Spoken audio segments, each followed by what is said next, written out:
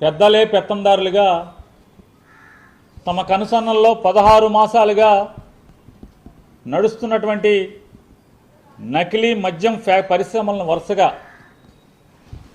పట్టుబడతం చూస్తుంటే ఈ రాష్ట్రంలో ధనదాహంతో తండ్రి కొడుకులు ఎంతటి పాపాలు చేస్తున్నారో, డబ్బు కోసం ఎన్నెన్ని తప్పుడు పనులు చేస్తున్నారో చెప్పనలవి కానటువంటి పరిస్థితి. చిత్తూరు జిల్లా తంబళ్లపల్లి నియోజకవర్గం ములకలపేట అనేటువంటి ఊర్లో పట్టుబడ్డటువంటి నకిలీ లిక్కర్ ఫ్యాక్టరీ చూసి అందరూ కూడా విస్తుపోయారు. ఆ నకిలీ లిక్కర్ ఫ్యాక్టరీలో యంత్రాలు,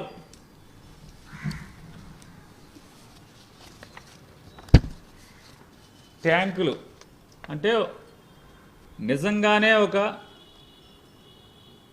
మామూలు లైసెన్స్డ్ డిస్టిలరీ ఎంత గొప్పగా నడుపుతారో అంత గొప్పగానే భయం, జంకు బొంకు లేకుండా ఏమాత్రం ఇంత కూడా పట్టుబడతామేమో అన్నటువంటి భయం లేకుండా,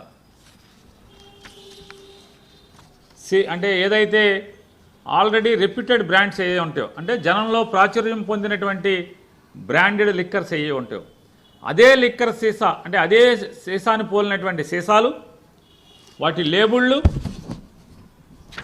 మూతలు, సీళ్ళు, ఇటువంటివన్నీ కూడా తయారు చేయటం. ఆ సీళ్ళు వేసే యంత్రాన్ని కూడా మన దసరాలో